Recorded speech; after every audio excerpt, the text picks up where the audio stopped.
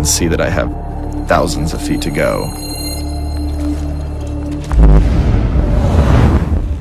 I don't have anything in the tank.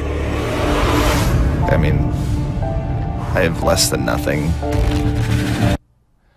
Wow. All right, folks. That man, Paddock, is here. He is the author of One More Step, his inspirational memoir in which he writes about being the first man with cerebral palsy to climb Mount Kilimanjaro.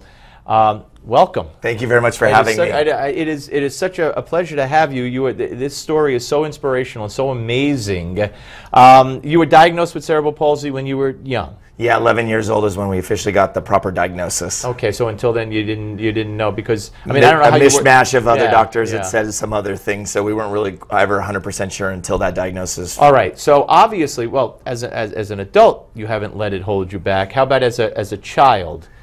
Definitely, as a child, I was never really comfortable, knew I had something wrong with my walk and everything else, and then we didn't really talk about it much as a family because I was more high functioning than some of the other kids that had it. So it was kind of that odd thing of, do you tell them, do you not tell them now that it's 11 years old? They definitely told me what I had, but we never really talked about it after that. So it kind of grew as more of a secret when you became an adult and wasn't comfortable with really what I had. So what motivates you in that position, and when do you get the idea that you were going to become the first man to climb Mount Kilimanjaro with cerebral palsy, and 4 years after that to win a triathlon title as well? Yeah, I did the Ironman Kona, the World Championship. Wow. So the first time it really happened was meeting a boy who was 4.5 years old who had a severe case of CP. When I first started telling people, late 20s, that I did have CP, one of the first people to come forward was a dad and said that I gave hope to his son. And when you're finally accepted per se for who you are and you're being honest, it's very empowering that you're like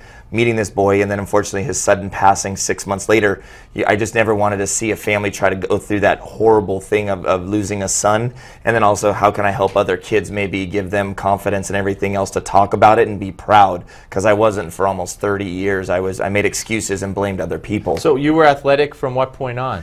I would always try to play sports. Both my brothers were very athletic, my older brothers, so I would play sports, but I played like goalkeeper in soccer because I could use my hands. I wasn't good at running. Basketball was pretty decent and terrible on defense, but I could shoot the ball okay as soon as they got it in my hands. So we made do with what with my disabilities, but running and everything just wasn't that great for me. A lot of tripping and falling. And what keeps you going? Like in that video, we hear you say, I have no gas in the tank. I don't think I could do this. I still have X thousands of feet left. What keeps you going at that point? At that juncture, you just don't want to let other people down in terms of, I realized that these legs that hurt are actually a gift, because a lot of these kids don't get to walk, and Jakey unfortunately is not with us. So instead That's the boy who you were talking about. That died suddenly. Is how do you ever really now say that these things are a disability when they never ever had a chance to walk, and I'm out there doing some crazy things, but you power by them because you want to give them hope and push them. And when they say that they look up to me, that's the best feeling in the world. If everybody could just look at someone less fortunate and use that as motivation for them, I mean, what a world it would be. Yeah, I mean, that's what Jakey's dad told me, is that he was having a hard time connecting with his son until he met me, and he'd ask me questions because his son couldn't walk or talk.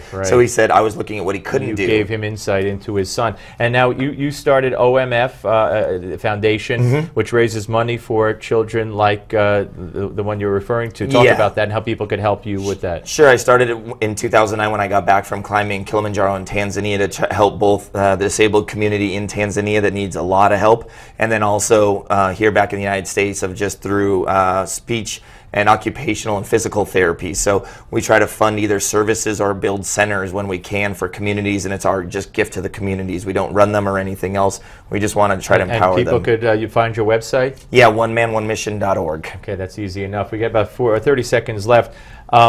Writing the book, what did it do for you as you're writing this book? It's the best therapist I ever had. It actually let me go of a lot of anger and frustration that I had of stuff growing up, letting it all go and beginning to finally be comfortable with myself, loving myself, and then going out and believing in myself. Well, folks, it's all in here from start to, I won't say finish, but from start to the whole story of him climbing the mountain and the triathlon and everything else involved. It's called One More Step. If you want to be inspired, this is the book for you, or someone who you love as well, or someone who maybe has a disability that you feel is holding them back, and they need a little push.